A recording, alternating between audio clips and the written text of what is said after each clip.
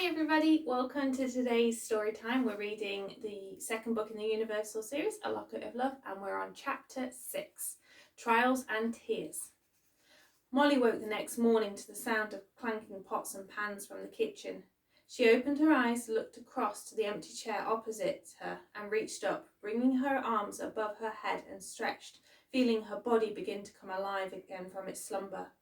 Molly threw back the blanket and swung her feet to the floor, pausing a moment to let her body readjust as she felt lightheaded. "Breakfast ready," she heard Nana call from her kitchen. Molly reluctantly pushed herself off the sofa and shuffled across the living room the way Nana did. With every step, she felt her legs begin to wake up and function again. Molly appeared at the kitchen doorway. Nana was already sitting at the kitchen table taking a bite out of a bacon sandwich. Molly took a deep breath in. "That smells so good," she said as her stomach rumbled in agreement. Nana motioned for Molly to join her at the kitchen table where there was another bacon sandwich waiting. "How did you sleep?" Nana asked as she swallowed her mouthful. "Incredibly well," Molly said as she rubbed the sleep out of her eyes. "And actually no bad dreams, which is strange." "Strange? Maybe the answers you were seeking through your dreams have been found, so your mind can now rest," Nana replied, dusting the crumbs off her chest. "Do you mean what we were talking about last night?" Molly asked, before taking another bite out of her bacon sandwich. "Possibly," Nana replied. "Does this mean that I can have an incredible day just like Jacob from the story?" Molly asked wishfully. "Every day has the potential to be extraordinary, but not all days are, as you learn to enjoy life's rhythm, the ebb and flow. Some days are epic, others are disasters. All are relative," Nana said, pushing her chair back as she stood up and made her way across to the kettle. "The rhythm?" Molly asked, confused. "Yes, but we'll save that story of the universal law for another day. I think you've had enough learning about oneness and following your intuition. It's all well and good knowing the theory behind it, but it's not until you go out and experience it do you truly understand them," Nana said as the kettle came to the boil and she filled the teapot with water. "Isn't knowing and understanding the same thing?" Molly asked, picking up her plate and taking it to the sink. Nana smiled and let out a chuckle. "Most people believe so. Someone could describe the taste of a cup of tea incredibly, but it's just not the same as taking a sip for yourself. It's good to know that you have guidance, that you have intuition, but to follow it and have great experiences of the oneness of everything, being no greater or lesser, but all relative, all the same, turns what could have been something ordinary into extraordinary. And then, to be able to follow your guidance in all circumstances, well, life suddenly becomes exceptional." "But how can I follow my intuition when I can't go wherever or do whatever I want to do?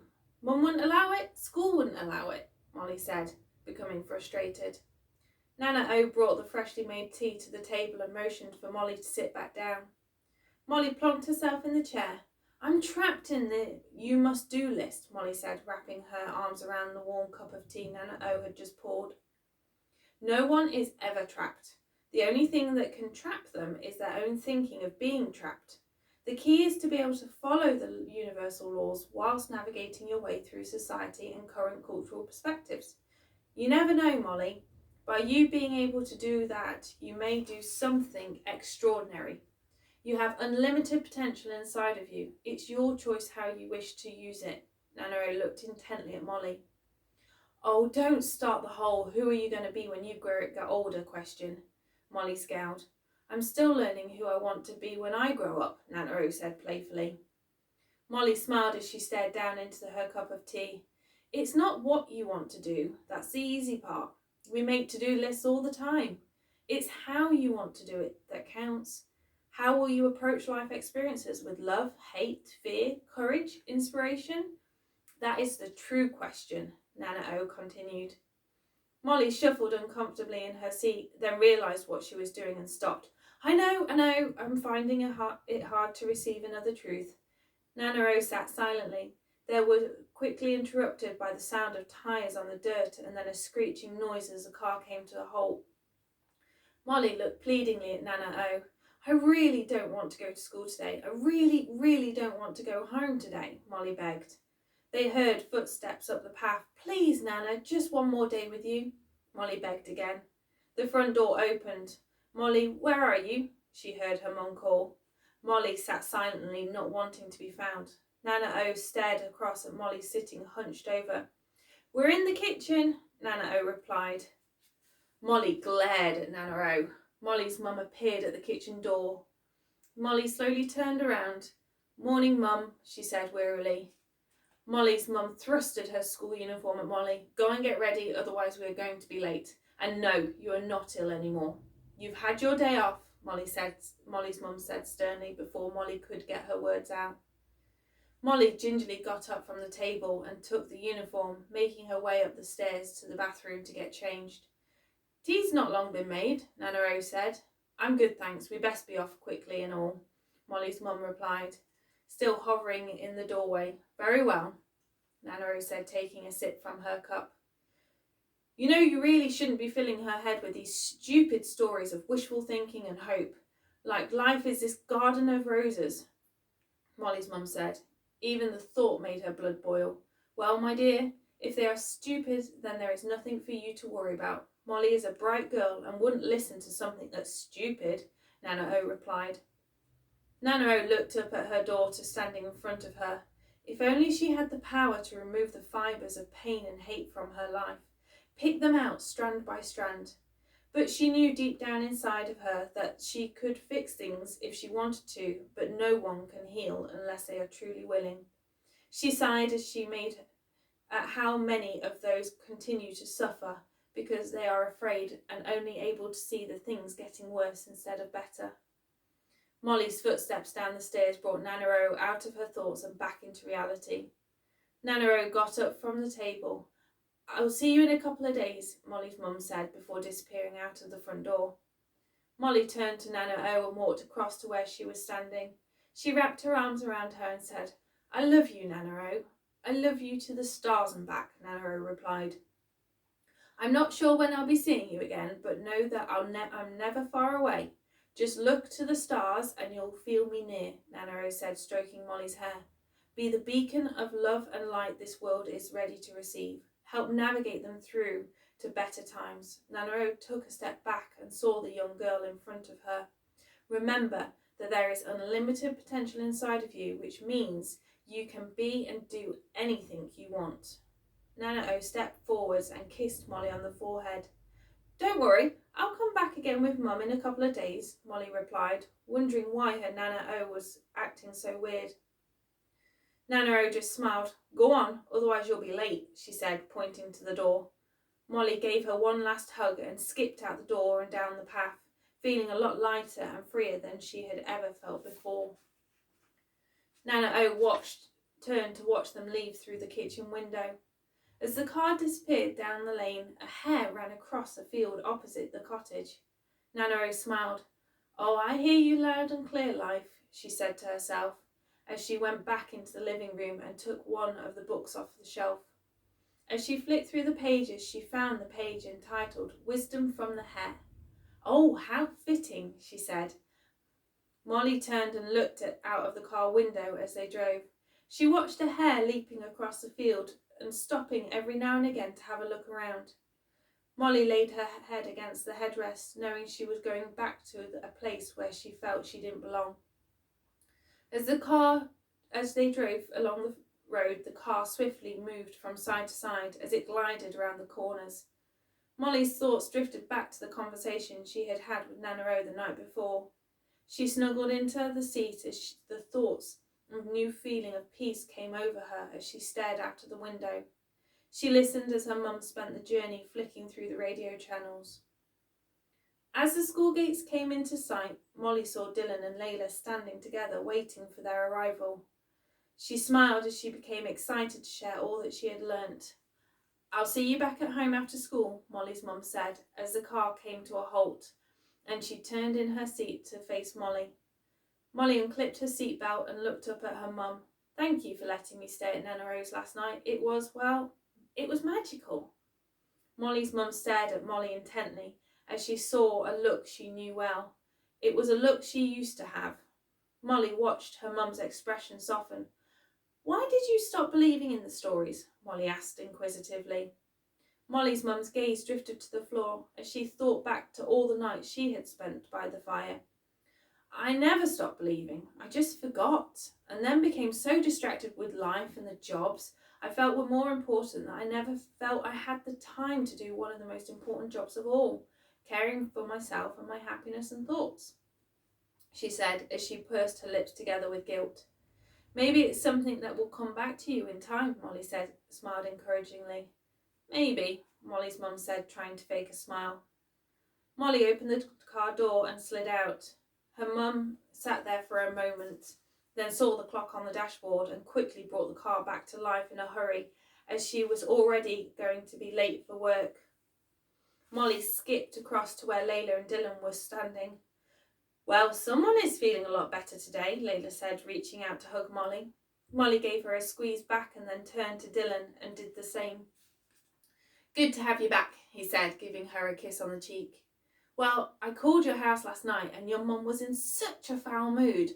I asked if I could come round and see you and she bellowed down the end of the phone that you were staying at your nana's," Layla said as she felt a shiver go down her spine. Molly chuckled. Yeah, she wasn't too pleased with the idea. It was so strange because it was like part of her wanted me to stay and the other part of her wanted to take me away from the place I could learn more. It was like she knew what was going to happen and she wanted to stop it from happening. It wasn't because she was trying to protect me. It was because she was trying to protect herself, Molly said. Well, that's not nice, Dylan said as they walked across the playing field to class. Anyway, I have so much I have to tell you, Molly said as she bounced along. Okay, Skippy, calm down and start from the beginning, Dylan said as he placed his hand on her shoulder to try and keep her feet on the ground.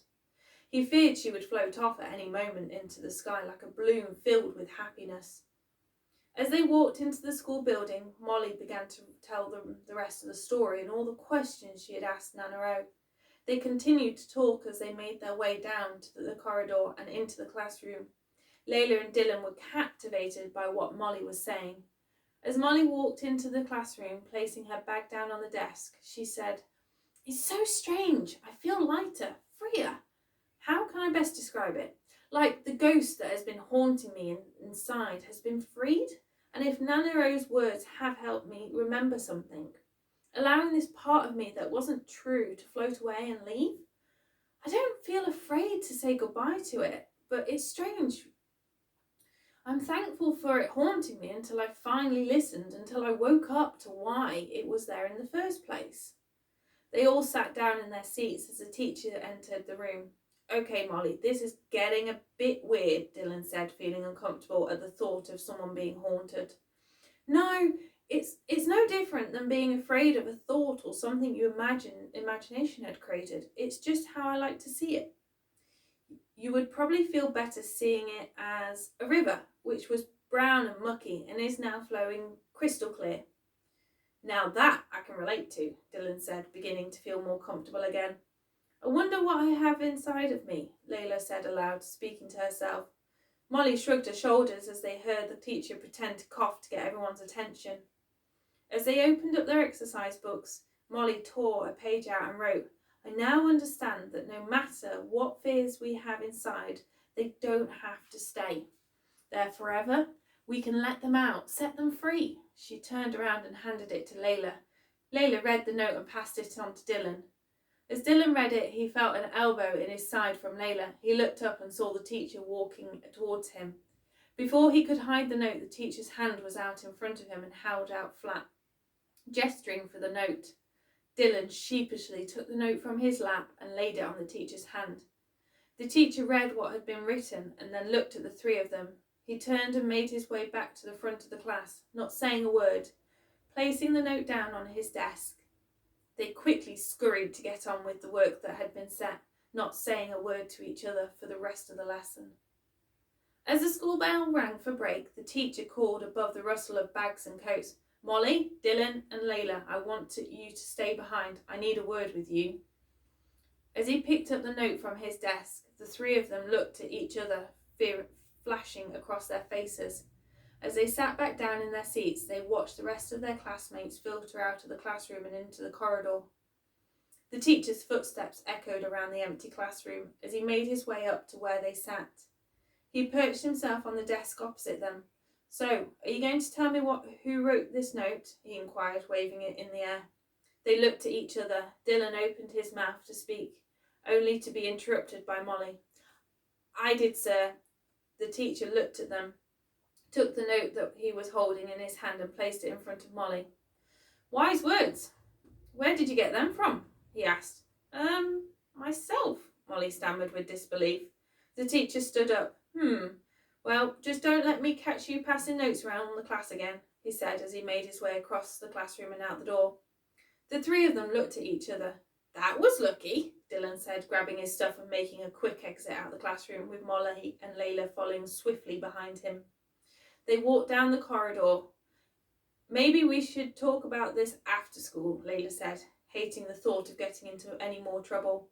"Oh, come on, Layla. Live on the wild side," Dylan said, pretending to act like a tiger. Molly and Layla looked at each other, linked arms, and pushed Dylan out of the way, watching him bounce off the corridor wall. Okay, we'll talk about it later on," he said, coming up behind and slotting between the two of them, draping his arms across both of their shoulders as they walked to the next class. Molly sat in class watching the hands on the clock move slowly around. If they went any slower, we would be going back in time, she thought to herself, as the teacher put the next slide up on the board. Molly shuffled uncomfortably in her seat. She was beginning to get restless, wanting the day to end so that she, Dylan, and Layla could go on and sit on the playing field to discuss what Nana O had said. Molly looked back up at the clock. 1 more minute had gone by, and she let out a groan. Molly felt her bag begin to vibrate. She slipped her hand down the side of the desk to get out her phone and turned over to see the screen. There, lighting up, was a message from her dad. As she clicked on the message, Molly read the words, "Come straight home after school." Molly elbowed Layla, who was sitting next to her, to show her the screen. Layla screwed up her face in response. "What's that all about?" she whispered. Molly shrugged and shoved the phone back in her bag. Molly's mind began to race. What if Mum and Dad are going to tell me they are getting a divorce? What if I have to pick who I want to live with tonight? What if something has happened to Nana O? What if she has been rushed into hospital? Molly began to rub her hand on her forehead as she attempted to rub away her worries. She felt her hand get gently lowered back to the table. "I don't think it's anything major. It is probably just about you sleeping over at Nana O's last night," Layla said soothingly. Molly glanced across, looking more worried than ever. Their discussion was broken up by the bell signalling it was lunchtime. Molly reached down and pulled out her phone from her bag and texted back, "What's wrong?" She sat waiting, staring at the phone to signal a response. The phone vibrated in her hand. "We'll speak tonight," he replied.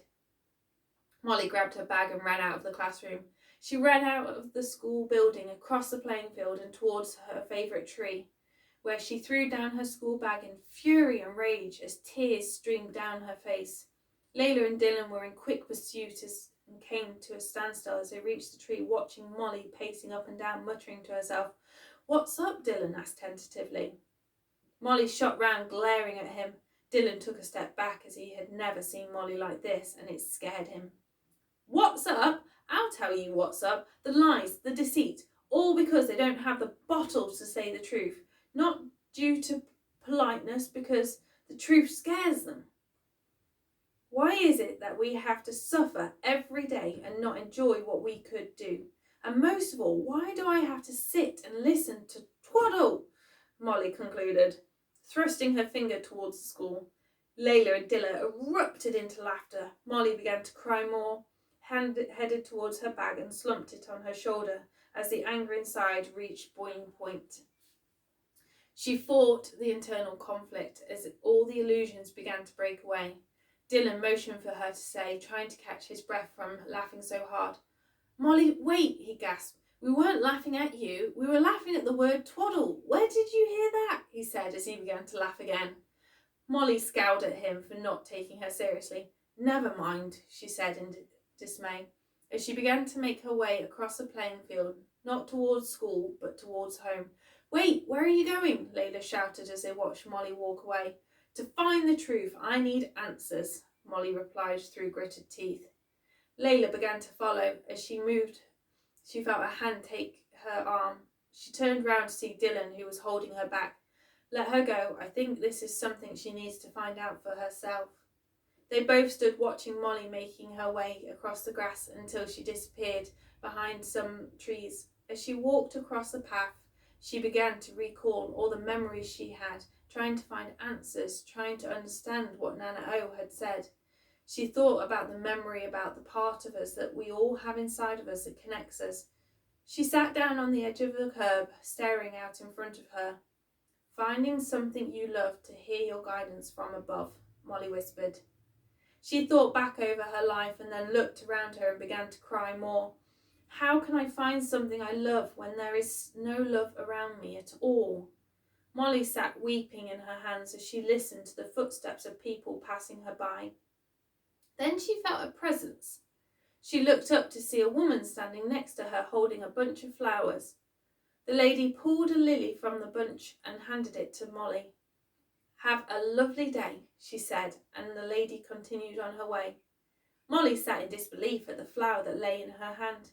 "Why would someone do that?" she asked, and then looked back to where the lady had disappeared off into the crowd. As she moved the flowers between her fingers, Molly began to feel the silk-like petals. A gentle breeze drifted the sweet scent around her nose, and the pure colours glistened in the sunlight. Molly began to smile as she realised she had never truly looked at a flower before. What generosity from a person she didn't know! Molly looked up and around where she sat. Everything became more vibrant, colours appeared brighter, just like the night when Nana O began to tell the story of the locket. Molly felt a warmth inside, as if the pieces of herself that she felt were lost were now returning, and the cracks from the lies she had been told were disappearing. She looked back down at the flower and thought about how, for the first time, she felt like she was blooming too. She felt for the first time in a long time that she was whole again. Molly looked up to notice a bus stop opposite to where she was sitting. She had been so busy being angry that she hadn't taken any notice of it. Molly rose to her feet with the flower still in her hand. As she stood there on the curb, she felt a new strength inside. Not that things were going to be any easier, but that she would always have the help she needed to navigate her way through the changes. "Intuition, that's what Nana O called it," Molly yelled with excitement as people stared at her as they passed by. Molly skipped across to the bus stop and found the bus number that would take her to the end of Nana O's lane. Molly stood waiting, humming and waving the flower through the air with delight. When she became distracted by an oncoming car, Molly squinted as she recognised it as it moved closer. As the car pulled in next to the bus stop, she froze as she saw her dad in the driver's seat. The window slid down as Molly's dad leant across. "I think you'd better get in," he said sternly. Molly let the flower flop by her side as her arm lay limp. She opened the car door and climbed in. As Molly closed the door, the car sped off from the bus stop and her dad did not say a word. They drove in silence as they made their way back to the house. Molly watched the traffic lights change from green to red and wondered if it was worth jumping out and running as fast as she could. She decided not to, as she continued to stroke the petals of the flower, wishing she could be back in her happy place again. The car turned down the road, up the drive, and shunted to a stop outside the house. Molly watched her dad get out and march to the front door, where he disappeared into the house. Molly quietly undid her seatbelt and opened the car door, stepping out onto the driveway, slowly making her way into the house. As Molly walked through the door, she was faced with her dad standing boldly with his arms folded.